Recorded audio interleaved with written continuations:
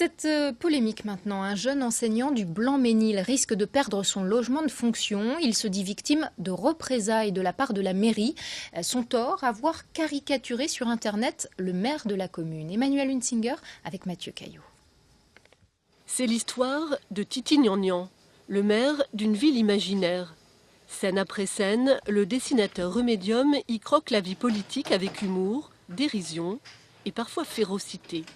Toute ressemblance avec un personnage ayant existé est loin d'être fortuite. Titi Gnangnan, il est né à la suite de l'élection d'un maire tout à fait réel qui s'appelle Thierry Maignan, qui est maire du Blanc-Mesnil depuis 2014. Titi Gnangnan, c'est un maire qui, sitôt arrivé au pouvoir, a une relation un peu enfantine au pouvoir. C'est-à-dire, il considère ça un peu comme un jouet pour asseoir son pouvoir et pour se prendre un petit peu pour un monarque dans sa vie. Cette satire de la vie municipale est fort peu appréciée par le maire de la ville. Il a déposé, puis retiré une plainte en diffamation contre le caricaturiste, qui aujourd'hui se retrouve une nouvelle fois devant les tribunaux. Logé par la mairie, le dessinateur, instituteur dans la vraie vie, s'est vu refuser son renouvellement de bail. Le maire souhaite y reloger d'autres occupants suite à une opération immobilière dans la ville. Nous attendons de pied ferme ce logement puisqu'il y a des familles qui attendent à la porte et qui doivent être relogées.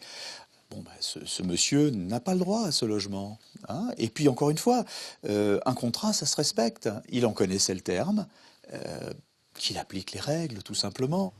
Pour le dessinateur, la question du logement n'est qu'un prétexte. Il y a un lien direct entre le fait qu'il ne renouvelle pas mon logement et la bande dessinée Titi Gnangnan, parce que justement, il pourrait me proposer un relogement, il ne le fait pas.